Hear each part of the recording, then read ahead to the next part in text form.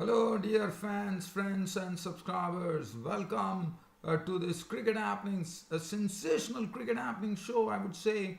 As I'm going to start off with the good news that yesterday I was telling you that England, Joe Root had made a very challenging declaration to set the West Indies 322 for runs for victory on the final day, and one would have probably not given West Indies much of a chance. Probably an iota of a chance would have been given, and I have to say this was a very wonderful effort from the West Indies. In fact, they stunned England today to go and level the series in a real stunning manner as they paced their innings beautifully with Shai Hope registering his second century in this test match. So he got two centuries. He got a century 147, and here he was the one who was the chief architect of the victory, along with Brathwaite, who made 95.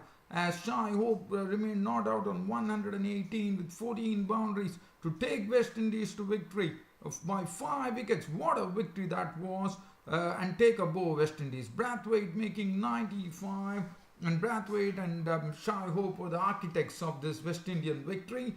And also I have to say that West Indies also proved a point here as to nobody can take them lightly. In fact, Joe Root declared the other day, and I was just thinking, that's the reason I mentioned that was a challenging declaration. And look at what happened. West Indies have leveled the series with one more to come in the Lord's Test match. The 3-match series is level 1-1, and I can remember a statement which was made just before the Test series started, and it was Joel Garner, the former great bowler from the West Indies. Joel Garner, the tall bowler who is also the manager of the West Indies cricket team. He made a statement saying that please don't take West Indies lightly, and how right he was as they stunned England today to level the series at 1-1. A marvelous effort from the West Indies. They definitely deserve kudos, and also to do it on the final day. They challenged the target. That is what it was. They went for it. They didn't try to actually draw the match, but in fact they went for the jugglers. They went for the kill, and that's what's really Jason Holder's captaincy has to be admired, and one has to say hats off to the West Indies. They have leveled the series, and really I'm telling you that this was a great comeback by the West Indies in this series, and now their confidence will be sky high, no doubt about it. And what a player Shai Hope. Probably Shai Hope has arrived for West Indies here. Okay, now the next match that I will be just wanting to do a brief summary before I get into the details is the Australia versus Bangladesh. Now this match, well, the Bangladesh were all out for 221. Nathan Lyon going on to pick up a 6-wicket bag on a pitch which was playing all sorts of tricks, one could say. But so they were set, the Aussies were set 265 for victory, and the Aussies replied with 109 for 2, especially with a real counter-punching effort from the opener David Warner, who saw that the ball was turning and he decided to play his strokes, and he did it perfectly well, as he was the one who was having the lion's share of the 109 for 2 at close of play. David Warner was not out on 75 with 11 fours and 1 6, and tomorrow, that's on the 4th day, the Aussies would require 156 more to actually go and win this match with 8 wickets remaining. It should be a real battle, no doubt about it, but one has to wait and watch. So tomorrow we are going into the 4th day. So, but as I said, the first thing, the most important thing that I'll be covering on this cricket happening show is that England versus West Indies match. So that was the match really took the cake today. And so let's talking about the match between West Indies and England. It all started with the West Indies openers Brathwaite and Powell at the crease, and they were really circumspect. I mean, they were not in a hurry. One did not. I mean, one could see that they were very watchful at the crease, which was the right thing to do. And as things were going on, it was Broad who actually provided them the breakthrough by getting the wicket of Kieron Powell caught by Stokes for 23 with 5 boundaries, and then something happened that would have hurt the West Indies, as a stroke from Brathwaite which left Kyle Hope run out.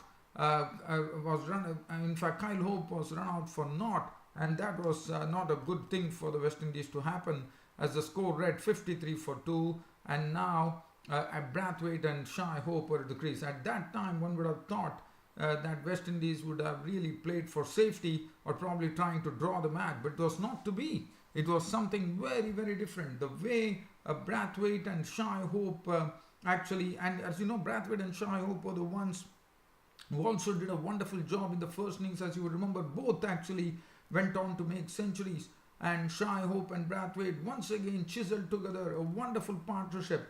And what was good about it is the way they were pacing the innings. They knew that there was a target in front of them. They first had to steady the ship at 53 for 2, and they did it marvelously well as they negotiated the bowling of Anderson and Broad in the best possible manner, and also Chris Wokes. And they also, the good thing was that being the final day with lots of wear and tear on the pitch, one would have expected Moeen Ali to do some damage there, but I thought they played Moeen Ali very well. They used their feet beautifully to get in with the line of the ball, and one has to really credit the way Brathwaite and Shai Hope played. As I said, they first had to steady everything. They steadied it. They steadied the ship slowly but surely, and then slowly we started how Brathwaite and Hope were growing in confidence. As you know, they already had the confidence which was built in the first innings when both had centuries, and they just carried it forward and they started opening up. And as I said, it was all about pacing. The pacing was very good. Shai Hope was scoring a lot of boundaries. Brathwaite was also doing the same, and before the England could realize, they suddenly started proving a threat as this partnership went on to great heights. From 53 for 2, they recovered to 197. It was very well done, I thought, by the West Indies. But then Moeen Ali was the one who picked up the wicket, and Brathwaite truly deserved a century. He missed an opportunity of getting 2 centuries in one match, which Shai Hope did. But Brathwaite was gone. Caught Stokes bowled Ali for 95 with 12 fours. And you know, it was so frustrating for the West Indies when Brathwaite and Shai Hope were playing that Stuart Broad was kicking the turf, and he had to be warned by the umpire that he was actually kicking on the probably on the return line, I suppose.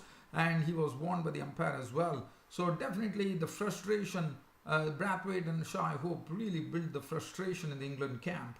And as that was going on, Roston Chase joined. Roston Chase gave a very good company to Shai Hope to get to his century. He nurtured the chase very well, and Roston Chase did not take any risk. He was rotating the strike very well, and he was keeping Shai Hope into strike, but he was the man who was the man of the moment there. And Roston Chase played a sedate looking innings, and what a brilliant catch taken by mid-on. He tried to hit Wokes over the mid-on region, and what a catch from Mason Crane, the substitute, diving and plucking the ball in thin air. Wonderful catch. He was gone for 30 with 3 boundaries, and then the target was coming near as Roston Chase went. The score was 246. Also, I have to say that the Englishmen were guilty of dropping, and Alistair Cook was the guilty partner, as early in the morning we saw Brathwaite was dropped on 2, and that was a big miss by Alistair Cook, and then Stuart Broad grassing one which came back to him, and so things really got complicated. And you know, once you miss those catches, West Indies started hurting them, and Shai Hope in particular was superb, I would say. He was playing those offside strokes with absolute elan. And then he got to his first 50 pretty quickly, but when he was reaching the century, he definitely bided his time, which was important. Blackwood came in, and Blackwood came in and did not waste any time. He decided, as you know, he's an attractive player. He likes to get on with the game, and that's what took a few risks, and that came off, I would say, as he started giving company to Shai Hope in nurturing the West Indies to victory. As he clocked 41 of 45. There was 3 fours and 2 sixes as Moeen Ali actually picked up his wicket. But by the time Jermaine Blackwood left the scene, everything was wound up. From 246, the score actually moved on. There was a 74-run partnership between Blackwood and Shai Hope, and Blackwood was gone. And finally, the victory came. I mean, Shai Hope went on to make his second century in this test match. and Shai Hope actually finished on an unbeaten as he hit a boundary to bring an end to the proceedings at the Headingley, where Shai Hope was not out on 118 with 14 boundaries as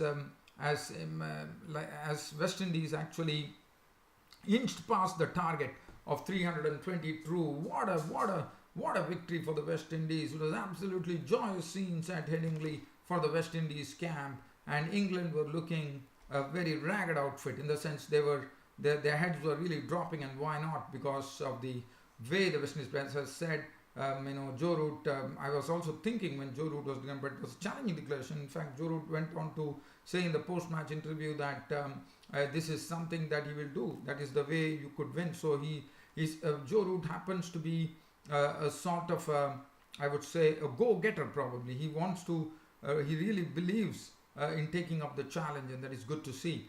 James Anderson, 24 6 runs for 73, 1 for 90, 1 for Broad, 2 for 76 more in 11. I'm not going to go into the bowling figures here, but congratulations to the West Indies for levelling the series and bringing this a test series to absolute life at 1-1. And I'm sure Joe Root will be very wary in the third test match, where he won't probably won't make the mistake. And this mistake was made in 1984 as well, but that was a different West Indies team altogether. The mistake was done by David Garr, who actually declared the innings in 1984, the same ground, Headingley in Leeds, and West Indies, Greenwich and Gomes took them to victory, as you would remember. So that is the story of the West Indian victory over England. What a victory, 5 wickets, and this will do wonders to their confidence. And this was a tremendous game on the third day. I mean, to make 317 runs, I thought the West Indian players absolutely paced up very well, and they went session by session, and they finally got there, and that is truly creditable. A marvelous effort from the West Indies. Kudos to them. And now from here, and now the third test match will be at the Lord's Cricket Ground, I reckon. Now let's shift from here to the Australia versus Bangladesh match. That is also a match which is really getting very exciting, and tomorrow happens to be a very exciting day where the Aussies require another 156 runs to win the match, and Bangladesh require 8 wickets. So just going through the story of the day, the Bangladesh started off they started off on their overnight score with the night watchman Tajul Islam and Tamim Iqbal.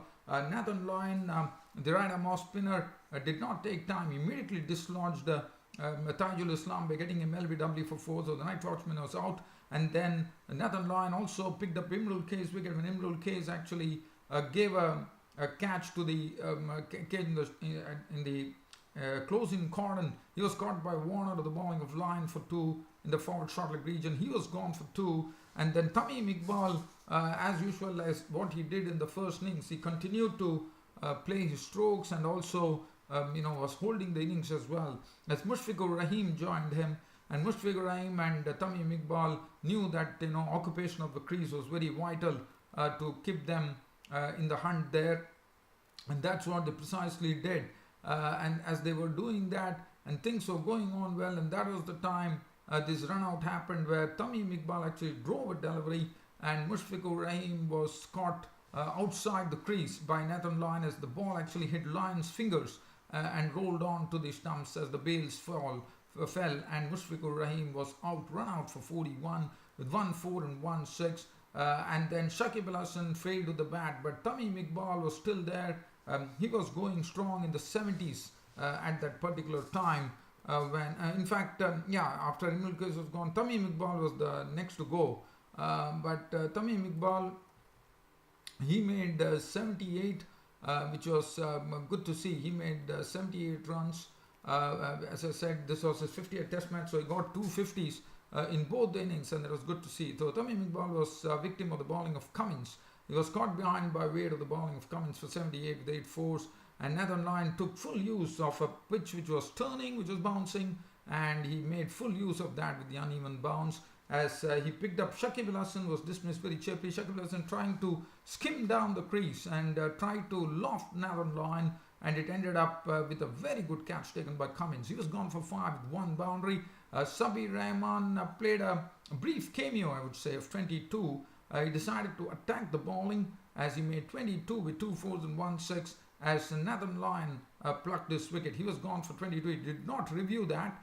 There was a sort of a slight doubt whether the ball carried on the bat. So, but Sabir Rahman was gone, and Nasir Hussain was a victim of the bowling of Agar for naught. He was caught behind the bowling of Agar. Mehdi and Miraz hit a breezy 26 with 4 boundaries before Nathan Lyon picked up his 5th victim. And Nathan Lyon, in this 5th victim, this was his 10th 5-wicket haul in his career. And Shafiul Islam was the last man out, caught Hanscom bowl line for 9 with 1 6. Mustafizur Rahman was not out not, and 221 all out the Bangladeshis, thus setting the Aussies 265 runs for victory. As far as the bowling was concerned, it was all about Nathan Lyon picking his 10th 5-wicket haul of his career, 34.3 overs, 10 maidens, 82 runs and 6 wickets, bowled magnificently and took full advantage of the track which was offering turn and bounce. Cummins 14 overs, 3 minutes, 1 for 38.